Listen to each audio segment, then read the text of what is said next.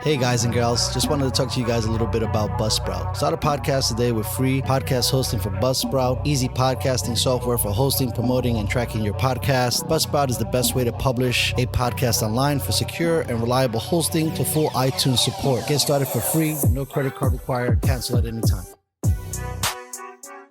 Stats are for losers.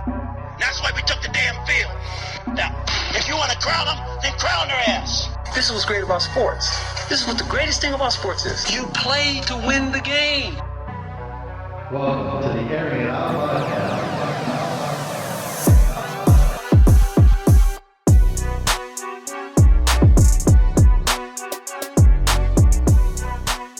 Ladies and gentlemen, welcome back to the Airin podcast. It's your host, Dustin Marion. I am so stoked, excited, blessed, and honored to have my guy, Josh Booty, dapper as always, looking fresh in the building. What's going on, my guy?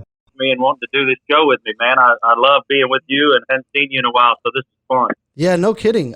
Super excited to have you on. So I know you're a little tight for time, so I'm gonna just start going in. I wanted to tell you, Sure. Did you watch any of the games this weekend? I did, man. I don't miss much, especially the NFL, and with I guess the lack of sports with COVID. No you know, kidding. everybody that loved football had to tune in this weekend, and of course, you know, I know we're going to talk probably a little bit about Joe Burrow, but a chance to watch him and his rookie debut and see Brady in Tampa against in New Orleans against the Saints. Those were fun games to watch and pay close attention to. So out of we'll keep Burrow to the side for a second, but out of all the quarterbacks that you watched this weekend, excluding the rookies and some of the sophomores and juniors, who was the one who impressed you the most, especially with a little bit of time of camp? Yeah. I think the one that took the biggest jump might look like Kyler Murray. I just thought he played great. You know, the addition of DeAndre Hopkins was huge for him. He made some plays for him. I think he had over 150 yards receiving. I drafted Hopkins in my fantasy league, so I was happy. Yeah. But I'll tell you what, Kyler Murray, I call him the little ninja. I mean, he's an absolute terror on defenses because he can throw from any angle, and he can move outside the pocket. He throws really well on the run, and then he can scoot and pick up first downs with his legs. He's accurate.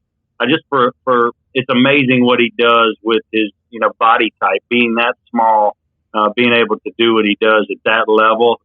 It's just unbelievable. Yeah, no, it's definitely something special. I thought that a challenge for him was going to be his height, but it doesn't seem like that bothers him any bit. I mean, the guy's always seems to be in the right position, and he moves around enough that the offensive linemen don't seem to get in his line of sight when he's taking shots. And I think with Hopkins there, that was just another dynamic guy to add to the fold, especially with Larry Fitzgerald already being in the building. And it looks like the coach gets it, right? Making these transitions for these younger guys and some of the schemes that they were used to in college, and not being so rigid and trying to force them to play your style of football. I thought was actually something that's made Kyler really flourish in Arizona.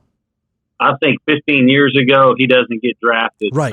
Now with the emergence of the RPO, the college game coming into seeping into the NFL game. I've known Kingsbury for years and years and years and watched his offenses at the college level for years. And, just him understanding the RPO at the college level, bringing it up to the NFL, and then having a guy like Kyler that can execute it, that's been in that system. Even at Allen High School, where he went to high school, Kyler Murray was a phenomenal player, but they were doing the RPO stuff back then. He was making tons of plays within that system. So he's been able to take advantage of Kingsbury, that offense, the RPO, I guess the new way of style of playing offense in the NFL, and making the most of it. Yeah, no, I'm really, really, really excited. He was definitely some of the sophomores that I was excited to see make the jump. Now, to stay in his same lane, what's wrong with Baker Mayfield? These guys kind of went to the same college, kind of had the same coaching, right? I mean, I'm not saying that they did the same things, but it didn't look like Baker Mayfield had control of the offense as much as a Kyler Murray.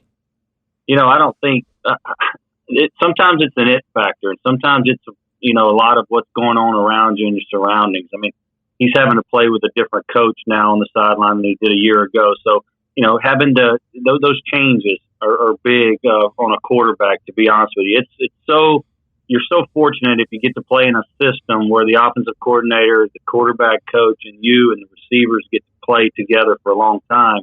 And that's what Baker's not had the luxury of in the first 2 years. I think he's a capable player. I just think Kyler Murray's a little quicker, a little more accurate. He gets rid of the ball a little faster, and he can make a little bit more happen outside the pocket. Baker's a great quarterback. I mean, he's a Heisman Trophy winner. You can't say he hasn't been effective at times. I just think it's, he needs to get a little bit he needs to get a little bit better and on the same page, as those receivers. And he's got to have all those off the field distractions out of the way, man. For Cleveland to have any success, and they've got to get rid of those off the field distractions and have some good things happen. This Thursday, the game tomorrow is huge with Cincinnati. So speaking of off the field distractions, this guy seems to be in every commercial, right? So that's got to take some time out of things, right? I mean, I'm not saying that you're not all football, but your schedule's busy. And then you have a guy like, Beckham. This guy's always in the media for the wrong things. I mean, was this a good pick to bring to him to try to handle? Because, I mean, you're going to have an extra, if you got to worry about staying in the system and staying with the offensive coordinator and getting all these guys on the right page, and then you have a guy like this who might be considered a disruptor, I don't think it favors a young quarterback. I don't think it does at all. And I like Odell. He went to LSU, but he makes some stupid decisions off the field. And Baker's done that too. It's like when you come into the league as a rookie, if you really want to define yourself as one of the top guys, it's like you need to take off the field distractions off your plate, especially during the season. So the commercials, the media appearances, the things that you don't want to hear as off the court. It's like with Johnny Manziel. He was the worst, the example of that. They didn't know if he was going to even show up to the building the next day. And one thing that I heard from the Cleveland Browns camp when Manziel was there was we just can't rely on him. And when teams can't rely on you, or your offensive staff can't rely on you, and then when that happens, the players stop relying on you. It's one thing to be a loose cannon on defense, but when you're the offensive play caller, if you're the offensive guy taking the snaps at the quarterback position, you can't be a loose cannon. And that's one thing that Baker's going to have to do is just get the most professional approach to this deal. He's going to have to win that locker room completely over by being consistent every day, making the right play, making the right decisions. And that's not easy on this level. It's just not easy on the NFL level to be able to do that unless you're just a really strong character person. And I think Baker's a strong guy, but he needs to shut up and play. So now you got it, right? We put out our GM hats for a second. You're in the draft. Cleveland keeps taking these first round guys and these first overall picks at quarterback.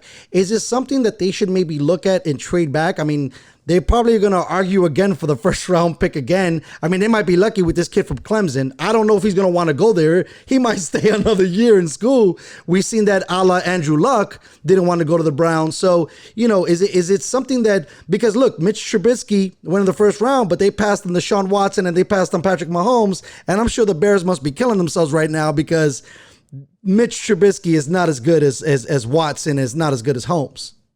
Yeah, I think sometimes you do have to get lucky. I mean, that's why you have a scouting department. That's why you have guys at the top that understand the game, maybe that play the position, that are involved in your scouting department, your management, your staff, your coaching staff. They all got to take a look. When you're picking the top guy in the first round, you cannot afford to make mistakes. But a lot of these kids, they come from systems where they've had ultimate success at the college level, but they're playing against teams that aren't near as good as them, with players surrounding them not near as good. If you think about the old Florida teams, or the USC Trojan teams like Matt Leinart, I love Matt. I love Matt too. He's great.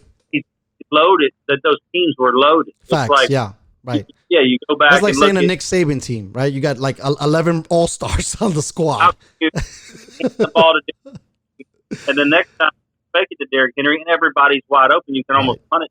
I think that's the one element that kind of is the toughest element in scouting is that, a lot of these guys come from successful programs where everybody on their team is better than everybody they play.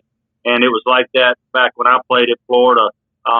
Now it's Alabama and Ohio State and Clemson. It's like, LSU's the same way. It's how is this going to translate for some of these players? Can they get out there and throw that deep out route? Can they make good decisions? Are they heady? Different things like that. And we've seen good ones and bad ones through the years.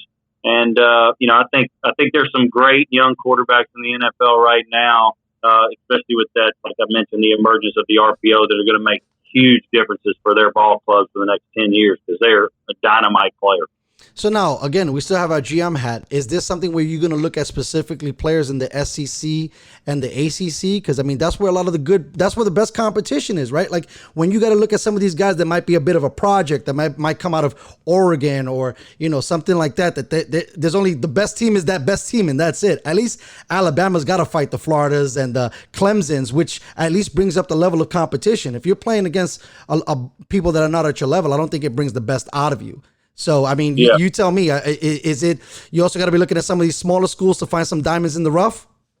I think, Belichick's been the best at it. He's been able to find guys all over the place. He's got scouting guys all over the country in different regions. I think you start with the best schools, and that's because they produce the most. So you can go to an LSU, Bama, Ohio State, Florida, Georgia, Clemson, Texas. You can start there and go, Auburn. You can start there because they're going to have so many players at different positions that you can scout. So there's more that you can do at those universities. But then you've got to go see those other guys. It's like, look what Garner Minshew did last week for Jacksonville. Amazing. He was 5% completion percentage.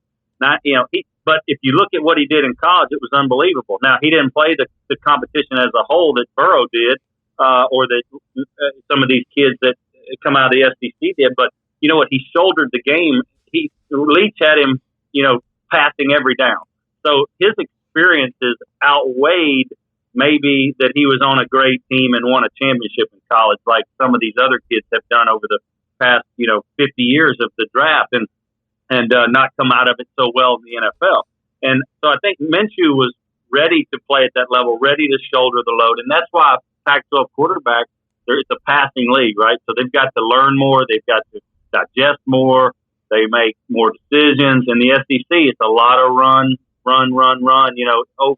over the last 20, 30 years. Now it's kind of migrating to where we're seeing Burrow and Tua and all those guys in the spread offense. But that hadn't been the SEC, in the past, historically. So I think there's just a lot that you can do as a scouting guy at some of those major universities that produces all the talent. Yes, but there's also guys all over the place to play. Is there a conundrum when you have guys that are coming out the gate, are high draft picks, are getting a lot of money, and they won't be sitting behind the quarterback that's, been around the block for a while to kind of build? I feel like they rush these guys. Should we be waiting a little more? Should we be doing things like a Rodgers and a Phillip Rivers behind, Breeze and behind Favre, more so than hitting them so quick if you're saying that they have to digest more of this play style, this pro play style offense, where, you're going to, not everybody's Peyton Manning, where he could start week one and then work through it and then, learn on the fly. Yeah, Troy Aikman was the same way. They started him early. He didn't have much success, but he was a strong enough guy to overcome that down the road, year 2, year 3. Manning, same way. Didn't have a great rookie year 2, year 3. He's a strong enough, gifted enough, mentally tough enough, just an absolute all-star. Andrew Luck, same thing. I think a lot of it has to do with the guys around you, your offensive line. You don't want to get them in there and that shock factor. Those guys are coming hard and fast, and it's intimidating if you're not ready for it. And I think a guy like Justin Herbert, they had Tyrod Taylor in San Diego or in LA with the Chargers. I call them San Diego. I know, trust me, it happens to me all the time. All day, every day. But it's like, let's not force things, right? Especially during these COVID times. It's like, this is kind of a weird year anyway. If I'm Justin Herbert, I'm like, I'm glad that I get 4 or 5 games. It's almost like a preseason. I can see what's going on. There's a lot you can take from the mental part of watching film with your coaching staff and understanding little things and nuances in the NFL game, and you don't get overwhelmed. So I think some people are ready to play early. I do think, again, that emergence of the RPO takes a lot of pressure off of young quarterbacks. I think that's why they've gone to it. It's a more athletic style of play, and so you're going to see a lot more of these athletes involved. Lamar Jackson, Dak Prescott, Watson, the guys you mentioned off the air before the show, Kyler Murray. They can play early because it shifts the way the defensive line, they can't just come and pressure you every down. You're not going to get hit in the face every time. Those offensive coordinators know how to take a lot of pressure off the quarterback by giving them that run-pass option on first and second down a lot of times, and then third and short, and stuff like that. So, or manageable downs. It puts a real bind on the defensive line and they can't just pin their ears back on young quarterbacks. Well, I don't want to bury the lead, but Burrow, this guy looked amazing. Even though they lost that game, out the gate. I mean, I seen him with his bling. And then I'm like, wait a minute, are you going to start to turn into one of those dudes? He shows this night, and it was a great chain. But again, we're talking about off the field and all this stuff. He dazzled me. I barely watched it. I had to go back and watch it again. In the excerpts that I was watching in that corner of my eye, he looked like he checked every single box. And the guy's got a rocket for an arm. He doesn't even look like he needs to go full motion planting his feet. He has a cannon. This guy's unreal. He gets rid of it quick. He's confident. He's coming off the greatest single season, I think, in college football history. 60 touchdowns. He won, 7 top 10 games last year in the national championship. Won every award known to man. But, he's confident. He's coming into this thing thinking he can do about anything wants to set his mind to. And that's kind of like Brady was when he was in the beginning of his career. Not to say Brady's my favorite player to ever watch ever to watch over time. I dissect everything he does, and it's phenomenal what he's done. But I think Burrow has that. He has some pocket presence. He gets rid of it quick. He understands that there's nothing wrong with checking the ball down, letting your running backs do a lot of the work. He can throw guys open. He also does well on the run outside the pocket. We saw it last year at LSU, throwing Jamar Chase open, throwing some of those awesome wide receivers that they got at LSU open, and getting some big plays out of it. I think once he gets comfortable in the NFL offense, year 2, year 3, this guy's going to be a Pro Bowler every year. I mean, he's as solid as they come, way above par first game. I mean, nothing looked like it overwhelmed him, and that happens a lot in the NFL early. Is you feel overwhelmed, you feel like everybody's going against you at the quarterback position. I've had many conversations with guys that say, man, he's going to struggle as a rookie. That guys that played in the league, he's going to struggle as a rookie. But that first game out, he looked pretty solid. And defenses are going to start dialing up some stuff on him. They're going to see some weaknesses. The scouting departments will see some stuff. And it's not going to be an easy road for him, but especially in Cincinnati. But, the guy's a quality player, and you can tell there's a lot of upside. Yeah, no, I'm excited. We talk about some of these automatic slam dunks. He definitely looks like one of them. I'm really excited to see Cincinnati. They should get some love over there. It's been a really, really long time since they've been actually good and competitive. I thought for a second the Red Rocket, Dalton was the guy. I mean, he knew how to stretch the field, but he might have not had that X factor, and Burrow looks like he definitely brings that X factor to the game. Speaking about somebody that's coming right into it, are the quarterbacks, especially the younger quarterbacks, are they the ones that are going to be hampered the most by shortened camps, right? Like, who's going to feel the most or the least amount of growth with a month of training camp, let's say? Is it the quarterback? Is it the receivers? Is it timing? Maybe the offensive line? Because a lot of offensive lines look terrible. Yeah, I think, the offense is definitely behind the 8 ball not having preseason games. I think the defense, you can dial up and come after people. They understand. Defense is a little easier to manage from a coaching perspective, I think.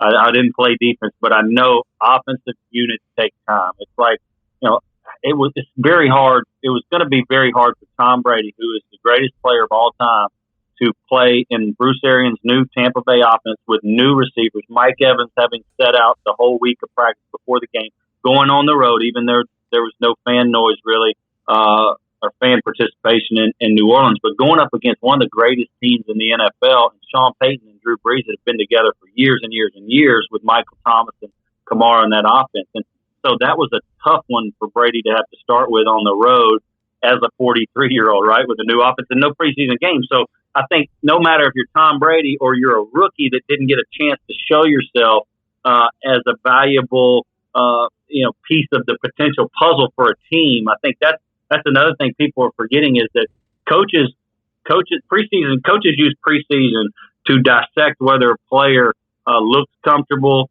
can handle what they're telling them to do, doesn't make mistakes, that they can trust them. And I think that's where rookies this year, the COVID thing hurt the rookies, is because not a lot of those rookie guys that are 6th, 7th rounders, free agents have a chance to play because these coaches don't know if they can be trusted over the guy that played that position the year before, right? Or a 4th-year guy. So these guys, they haven't had enough snaps in decent experiences in game situations, even in preseason games, to know, can this guy really handle that? Do I feel comfortable with him in that situation? On the road to start in a real game. You know what I'm saying? So I think that it hurt the rookies.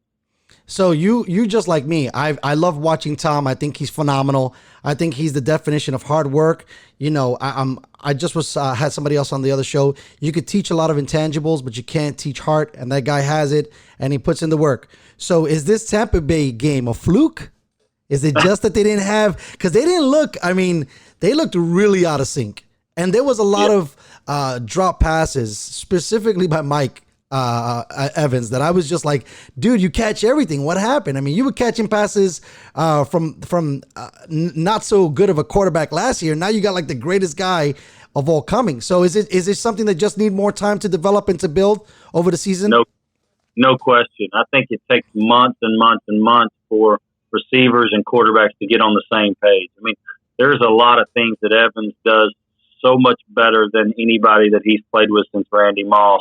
I know Antonio Brown played in New England for several games last year, but the quality of Godwin and Evans, and now they got 3 tight ends that can really play. Fournette, they probably worked him in a little bit last week into practice, so they're trying to get him ready. So think about all these little moving parts. Right. Mike Evans in practice last week, and then you got to go on the road and play maybe the best team besides Kansas City in the league. So it's like, I just think that Brady and them are going to figure it out, and they might figure it out this week. It's quick as this week against Carolina at home, but at the same time, it might be week 4, week 5. I think they play Green Bay, the 6th game of the year. That's going to be a heck of a ball game. I just think Tom Brady and that offense, they got too many weapons to not be a great offensive team, and Bruce Arians knows how to call plays. I think Bruce needs to learn what Brady's good at and what he's comfortable at too. So they're both reading each other, right? And when they figure things out, and then the big guys get going like Evans, Godwin, and Gronk, and O.J. Howard, this thing could get really good. And I promise you, when the Saints go play at Tampa, if they're all healthy, that could be a different outcome. That's amazing. I don't know how you seem like a dude that's plugged in. Did you hear anything about Airin's publicly destroying Tom at a presser? Well, he said, yeah, I saw it after the game that he mentioned, the second pick where he tried to throw the out route and missed inside pick 6. He goes, it was a bad mistake. It was a bad throw. It was a real mistake in the game. And it was, because it was 17-7. He threw that ball out there to the flat, to that out route. He underthrew it. Now it's 24-7. That's a hard one to overcome, right? 17-7, even if you take and punt there, you're only down 10. Now you're down 17 on the road. That's just a tough change of events. And I think that's what he was upset with, is we cannot turn the ball over. I think Bruce Arians is tired of his offensive unit turning the ball over for the last few years. And I think famous Jameis brought Brady not make the stupid mistakes and not put themselves behind the 8 ball much. And so that just got under his skin a little bit. But Bruce is a tough guy. And I think that's what he wants to also establish, that he's a head coach. Brady's a quarterback. Let's get this thing rocking. But I'm still going to be upset if we don't do things right. And Brady's a perfectionist. He's going to get those things right. That's awesome. I know that you come from a different NFL than we're used to watching. Has the torturing players and pressers kind of pumped the brakes a little bit? Are you okay with it? Right? For sure. They don't publicly assassinate guys anymore. Man, coaches are too tender-hearted these days, man. I think back in the day, football was Iron Man sport. I think it was. You think back about the 70s and the 80s, and that's when I was growing up, and Terry Bradshaw and the Steel Curtain. And, I just think those guys were the hardest-nosed guys on the planet. And those quarterbacks got hit in the mouth. And now they protect those guys so much. And I'm glad they do, because it makes the game so much more fun when you got these stars playing. But it gives them – I think one other thing I'd like to mention is we've never seen guys in their 40s play this well into their 40s and be Pro Bowlers. Rivers is still playing. Roethlisberger was unbelievable the other night. Brady is still Drew in the league. Brees was another dude that was playing, and he's been in the building for a long time too. Those 4 guys, it's like we've never had 4 guys at that age playing at this level. Their computers in their mind, their experiences are overwhelming, and then you got all these young guns that they're moving all over the place. and making plays. But we've never seen an NFL where you've got that disparity of older guys and then this young crop that is just unbelievable. But those guys have outlasted all their peers. Breeze and Brady and those guys have outlasted all their peers because they protect the quarterbacks now. They get rid of the football. They're smart. They're intelligent beyond belief, and they're like computers. They're like a head coach on the field. It's really unbelievable. It really is unbelievable. Speaking about computers in your mind, I'm sure you're a big fan of Lamar Jackson. My question is, does Lamar have to do more to get this Deshaun? He ain't going to get that Patrick money, but what does this guy got to do to get one of these mega deals? Because, I mean, shucks, he's dazzling on the field out there. He seems to be a better runner at times than he's a throw, but he played great against Cleveland, even though I was a little worried about the offense against the Browns. Yeah, to win a Super Bowl is the key to, he's already won an MVP, and I think when you add a Super Bowl on top of that at his age, you just skyrocket. I mean, even from a marketing perspective, I mean, the guy's an elite athlete. We know that, but can he win? They lost the first game they played in the playoffs last year after 5, so he's got to win the game. He's got to win those playoff games. It doesn't matter if you go 14-2, 10-6, 11-5, 15-1, 16. You got to win the ones that matter at the very end, and that's how you elevate yourself to, okay, he can play unbelievable in the big games. I mean, every star has gone through it. Kobe, LeBron, Magic, everybody. They prove they at certain stages in their career, they prove they can play at the highest level. Magic Johnson is rookie year. So it's like, the elite, which is Lamar Jackson, MVP, which was Patrick Mahomes. Can he get to the big one? And then when he gets there, can he play the best of anybody on that main stage? And then that's when you get paid the super extreme money. Lamar Jackson is probably going to happen to him, except, the Mahomes thing is going to be very, very tough for him to overcome because they got such a great offensive unit. I like that they added J.K. Dobbins. It gives them a lot of punch in that Ravens offense where, man, they got speed now and punch with Ingram, and they're nasty on offense, and Lamar too. It's like that's a three-headed monster in the backfield that could be really elite, and that could take the ball away or keep the ball away from a lot of big offensive production teams like Kansas City and hurt them in the long run. That's amazing. So listen, I know you're pressed for time. I wanted to ask you a kind of a two-parter here. Who's going to be someone that's not everybody's talking about that you've seen that you think is going to excel, and who's somebody that's on everybody's radar who you think we should be selling their stock? Yeah, a quarterback position, yes. or quarterback. Man, I think I mentioned Kyler Murray earlier. I think his stock is just going to go through the roof. I would have never thought that I would be saying this a year ago. I didn't know if he would have success in the NFL. You said he was a little small, and he's real small. I think his stock is just going to absolutely skyrocket. I think this week, Baker Mayfield better be careful. If he plays bad against Cincinnati and Burrow plays well, they're going to start booing Baker, or they're going to really want to move on from him. And Cleveland moves on fast. If you can't tell, if you haven't watched football in the last 20 years, they move on fast. And if you don't get your stuff together, they go 3-13 this year. Baker's out, Lawrence is in, or somebody like that. With Justin Fields, or somebody. He's an Ohio State kid in Ohio. Think about it. That something like that could happen. And then we'll dip out on this. How many games does Beckham play for the Browns? Should they start considering moving him now, or what? I think they're probably already trying to move him. I heard San Francisco was interested and backed out, but I don't know that for a fact. I just know that he could be a cancer in that locker room. I hate it for him because he's such an extreme talent.